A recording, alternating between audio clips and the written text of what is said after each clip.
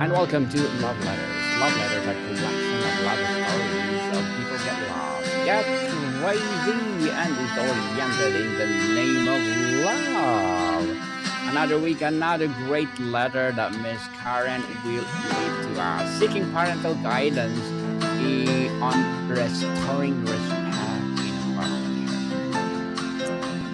Dear Daniel and Karen, I'm writing to you with humility and honesty, seeking parental guidance at a crossroads in my relationship. I find myself in a season where respect for my partner has begun to erode, quietly but steadily. This loss has not come from a single moment, but from accumulated disappointments and unspoken words, wounds. I am aware that respect is foundational to love, and without it, everything else begins to fracture. I write because I do not want to surrender to bitterness or emotional distance. There are days when I struggle to recognize the partner I once admired so deeply. I question whether the change is in them, in me, or in the circumstances that surround us both. Resentment has a way of distorting memory and narrowing perspective. I fear that if left unexamined, it will turn into contempt, which I know is far more dangerous. This fear is what compels me to seek wiser voices beyond my own. I'm trying to understand how one pivots when respect feels depleted, but commitment still remains. Walking away feels premature, yet staying stagnant feels dishonest. I want to learn how mature couples recalibrate when admiration has been replaced by frustration. Is respect something that can be rebuilt through action, or must it first be restored intentionally, internally? I do not want to confuse endurance with love nor pride with self respect. What troubles me most is how this inner shift affects my behavior and tone. I notice impatience where there was once gentleness, and silence where there was once curiosity. These changes concern me because they do not align with the person I aspire to be. I do not want to weaponize disappointment or withhold affection as a form of protest. I am searching for a healthier way to respond while honoring my own emotional truth. I also wrestle with the question of responsibility and accountability. How much should one partner absorb before asking for real change? Where is the line between grace and self betrayal? I worry about enabling patterns that quietly diminish my sense of worth. At the same time, I fear becoming rigid or self righteous in the name of boundary. I'm asking for your guidance on how to pause before resentment becomes permanent. How does one speak truth without cruelty and set boundaries without threats? Is it possible to reframe respect as a daily practice rather than a feeling?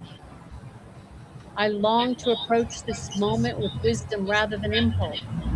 Your perspective as seasoned guides in matters of relationship and growth would mean a great deal.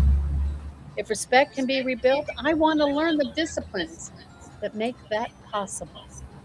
If it cannot, I want the courage to face that reality with integrity. Either path requires clarity, patience, and humility. I'm not seeking validation for leaving or staying, only discernment. I want to choose growth over avoidance, even when growth is uncomfortable. Thank you for creating a space where difficult questions can be asked without shame. Writing this letter alone has required me to slow down and listen to my own conscience. I believe guidance rooted in experience carries a different weight than advice pulled from theory. I trust that your insight will help me see beyond my immediate emotions. For that, I'm deeply grateful.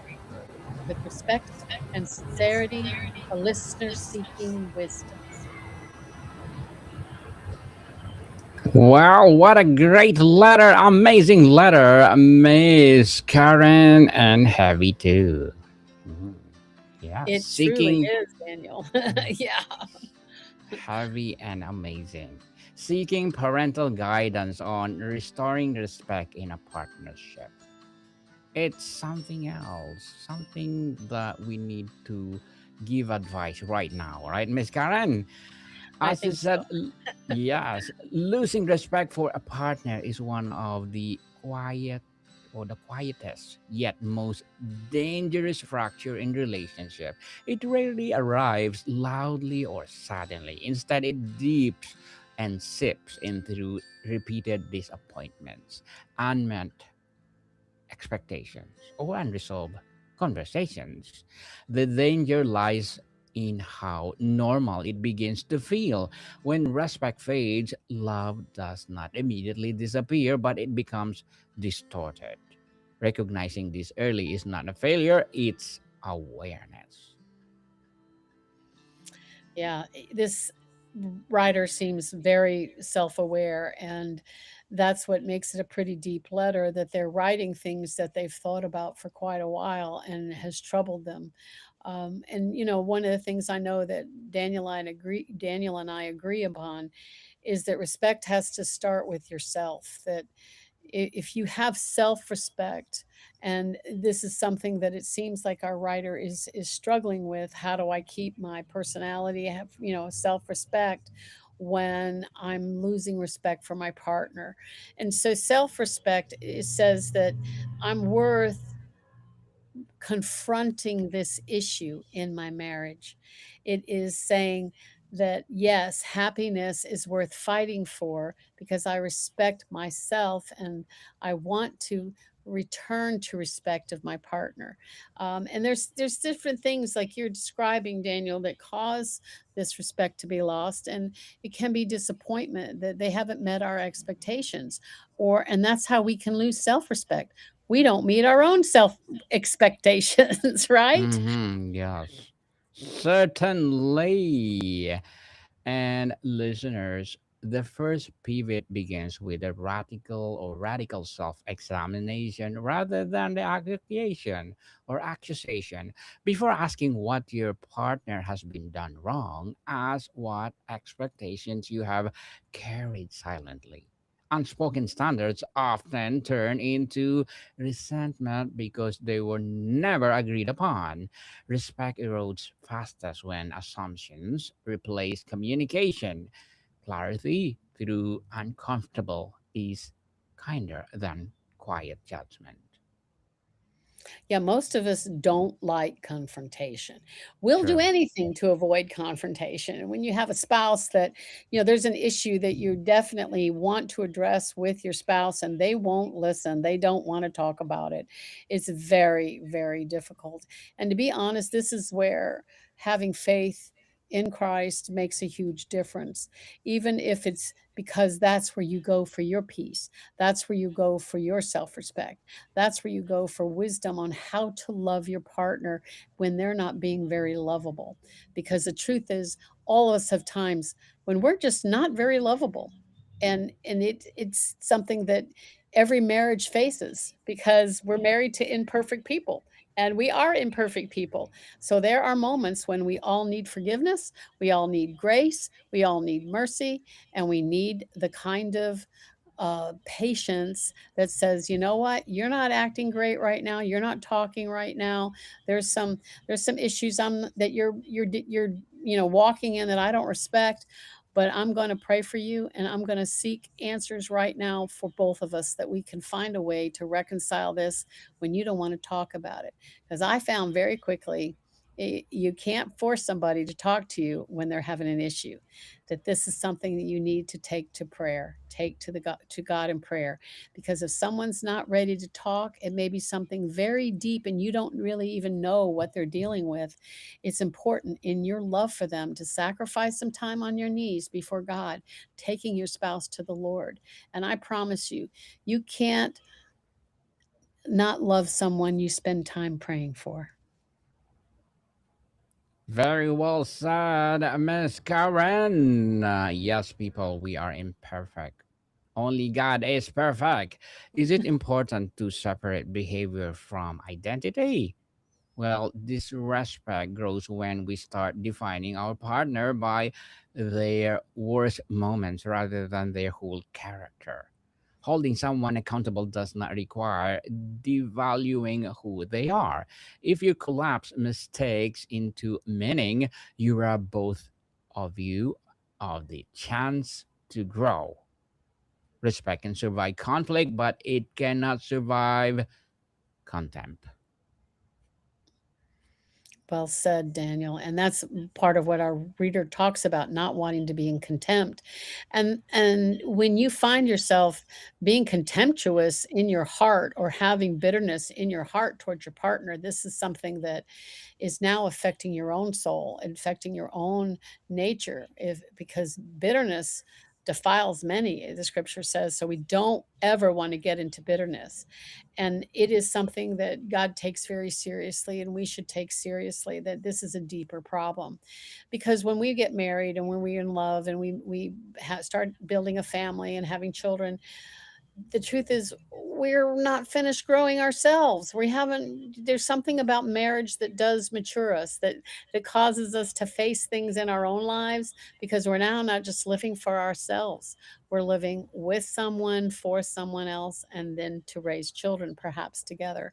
And so these things are real, and every couple goes through them. There's not anybody that hasn't faced, wow, you're not who I thought I married, or this is a lot different than I was expecting. When maybe our own disappointments or past has shaped and affected what we're expecting.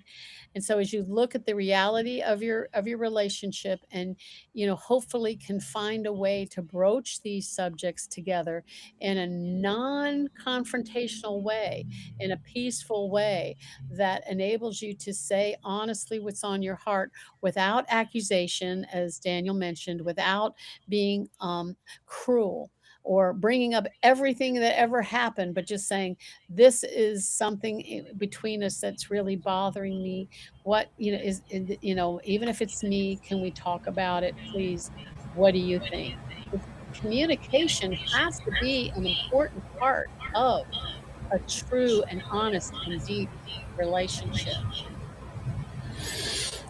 Indeed, very well said, Ms. Karen. One critical pivot is learning to pause before reacting. Listeners, when respect is wounded, reactions often become sharp, sarcastic, or cold.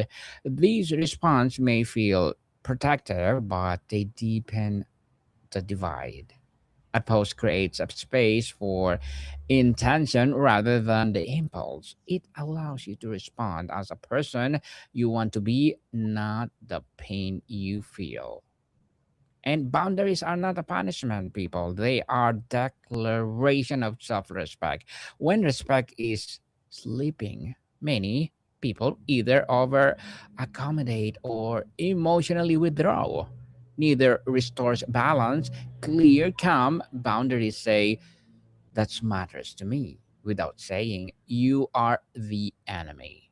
Respect grows where boundaries are honored, not where silence replaces honesty.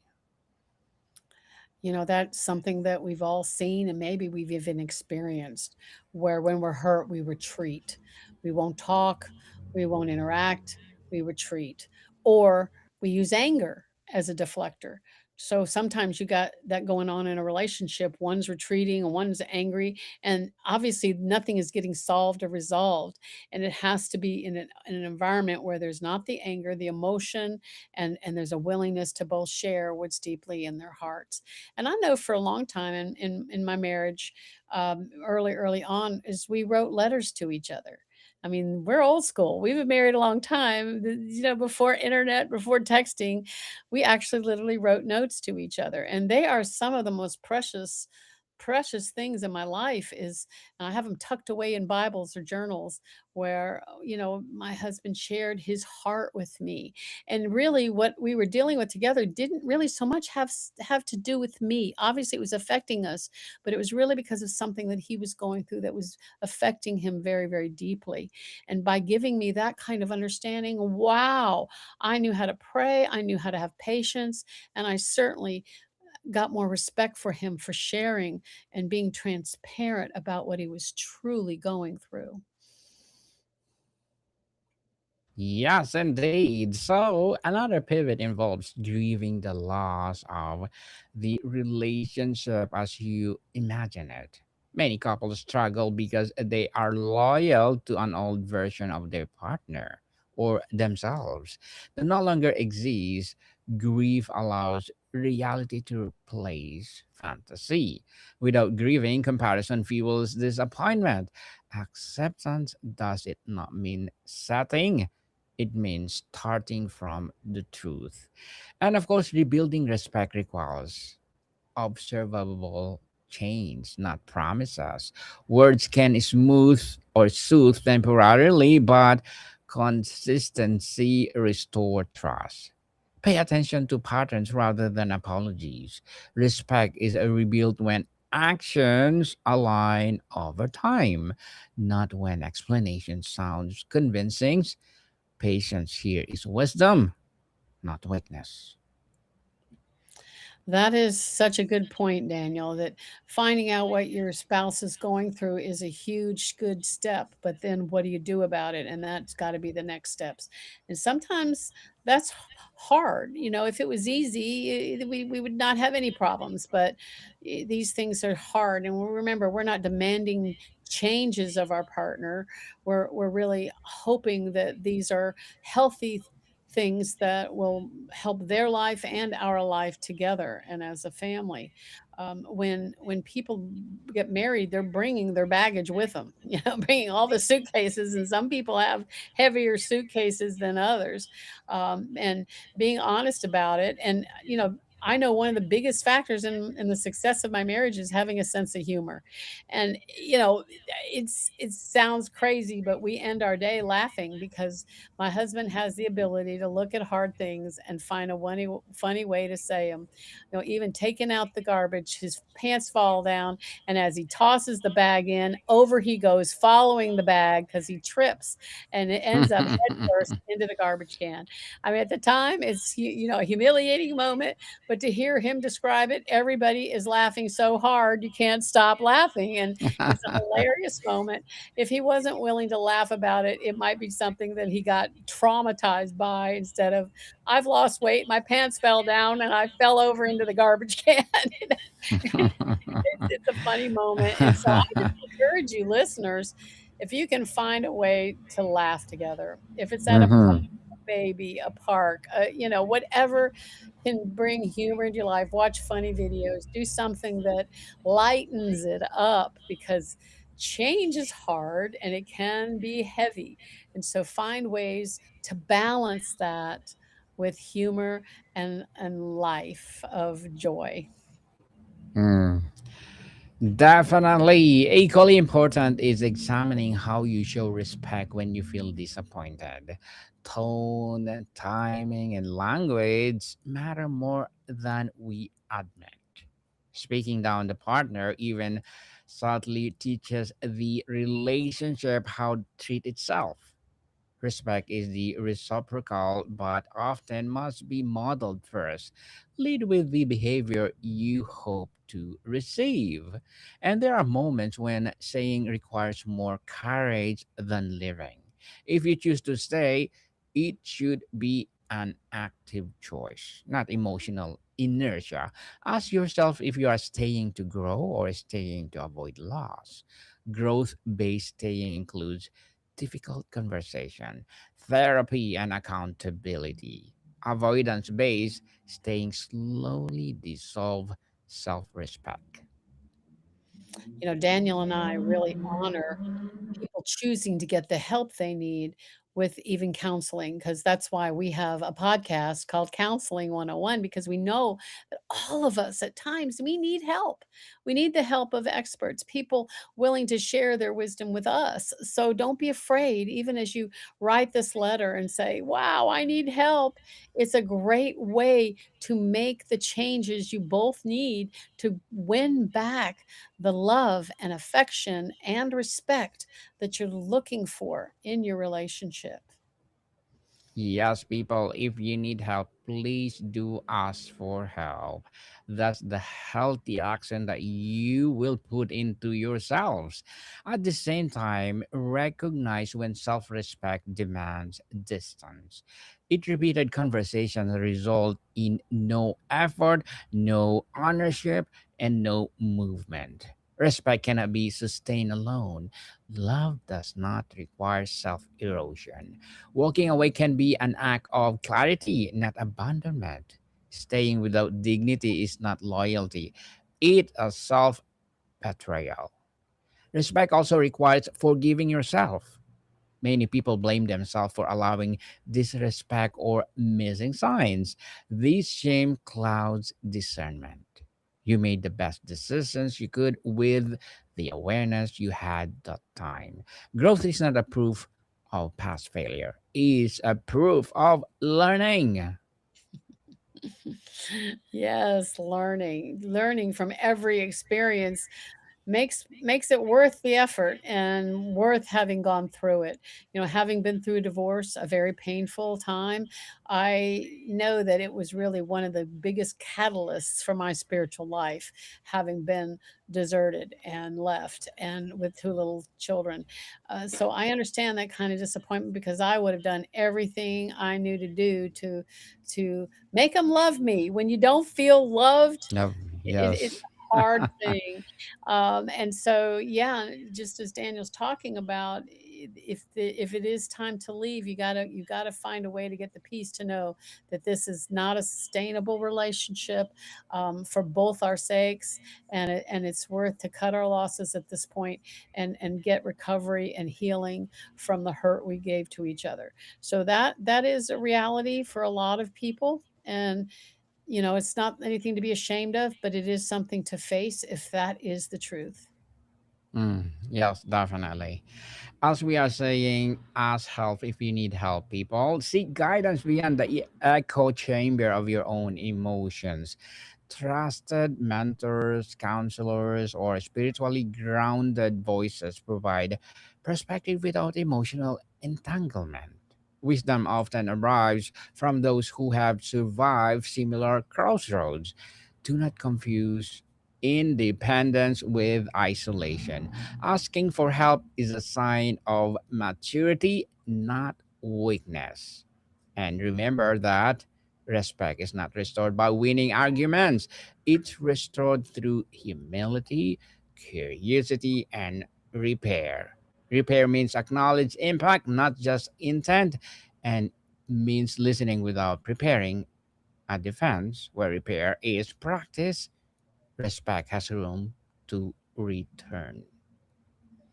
Yes, and as our listener asked, can respect be restored? Yes, it can. It takes a humbling, it takes a repentance, it takes giving and receiving forgiveness, and it can be repaired with honesty and commitment and communication, and then making the right steps together, and boundaries, as Daniel's describing, boundaries that say, we're not going to bring this up anymore. We're not going to accuse each other of this anymore. We're not going to say these things. We're not going to do these things. These are the boundaries that we're agreeing to. And when you move forward in those boundaries and enough time goes by and you see that there has been an alignment with the agreement you've made, then you can find respect being rebuilt as you see the effort that each other is making. Yes, the answer to that, yes, respect can be rebuilt.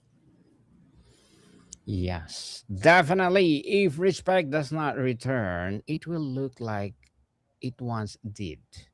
it will become grounded, less idealized, and more intentional. This version of respect is a quieter but stronger. It's a build on reality rather than expectation. That kind of respect endures pressure. And finally, trust that clarify will come through honesty with yourself first, whether the path leads to a renewal or release. Choosing integrity will always lead you back to yourself. Relationships may end or evolve, but self respect must remain intact. Absolutely. That is so true, Daniel. So, with self respect and the giving of respect, the relationship can be rebuilt and be better and stronger than ever. And there are many long term marriages that can say, we went through these trials and we came through it. Because when you go through this together and you come to the other side, you're going to have a deeper, warmer, more loving, and honest relationship than you ever had before. It's worth it if there's a way together to do it. It's worth it, people. So, another great episode. Thank you for the letter seeking parental guidance on restoring respect in a partnership. Thank you so much. So, Miss Karen, would you like to plug in something? Yes, Daniel and I have just started a new podcast called Parenting 101 to go along with our Coaching 101 and Bible Verses 101. So please, listeners, viewers, join us on these other podcasts because we are so grateful for you.